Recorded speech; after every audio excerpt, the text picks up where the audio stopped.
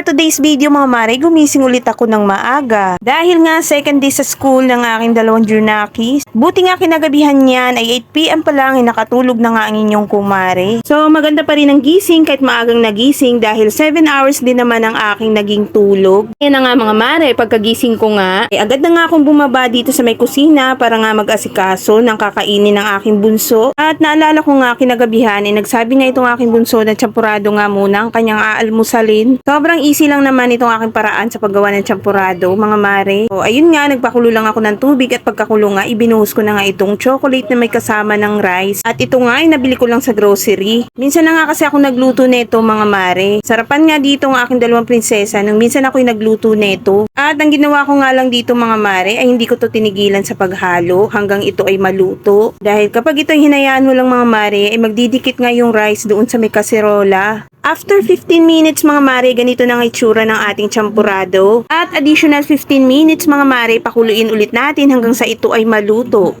At nakakangalay lang yung sobrang paghahalo dito sa champurado mga mare. Pero okay lang yan, basta ang importante maayos yung pagkaluto ng ating champurado at hindi magdidikit doon sa may kaserola. At ayan nga, luto ng ating champurado. At pagkatapos ko nga makaluto ng champurado mga mare, ay prepare ko naman ang pampaligo ng aking bunso. At habang naliligo nga itong si bunso ay sinabayan ko naman din ang pagsalang ng aking mga labahin dito sa may washing. Dahil di tayo nakapaglaba ng Monday mga mare, so ngayon ang ating laba. At inuna ko lang munang isalang itong mga pantalon ni Feeling Boss. At buti na lang talaga ay nakabili na nga din ako na itong sabon. At ayan nga, pagkatapos ko ang maisaling yung mga pantalon ni Feeling Boss, ay nilagyan ko na nga din ng sabon. At pagkatapos ko ang mailagay yung sabon, ay nilagay ko na nga din itong softener. Napakagaan talaga mga mare kapag ganito ang inyong ginagamit na washing. Pwede ka nga matulog ulit pagkasalang mo nga dito sa labahan. Pagising mo, isasampay mo na lang din ito mga mare. At pagkatapos ko nga malagyan ng sabon at softener mga mare, agad ko na nga din in-start itong washing. Isinet ko na nga lang din sa normal. Iwan ko lang yan mga mare at aakyat na ako dun sa aming itaas para sikasuhin nga yung aking bunso. So ayan na nga si bunso, nakapag-asikaso na siya mga mare. At ayan lang ulit ang kanyang suot mga mare. Every Friday nga ang kanilang PE, so sa Friday pa siya mag-wear ng kanyang pang-PE. At sabi ko nga sa kanya, gisingin niya ng kanyang papa para siya ay mahihatid na doon sa kanyang school. Mas gusto kasi ni Feeling Boss na siyang naghatid ng kanyang mga junakis. At ayan na nga mga mare, nasa baba na nga kami niya na tinatanggalan ko na nga ng cover itong mot-mot ni Feeling Boss. So ayun nga mga mare, ako nga nagtatanggal ng cover dahil pupungas-pungas pa nga si Feeling Boss niyan mga mare. Siyempre naaawa din naman ako sa kanya mga mare dahil kasarapan din ng tulog niya, gigisingin ko para ihatid yung kanyang junakis. At ayan na nga mga mare, nakasakay na nga sila dito sa aming mot-mot. At for the go na nga itong aking bunso sa kanyang school. Good luck ulit sa bunso. At ito nga senior ay napakaaga nga sa pagwawalis dito sa kanyang harapan.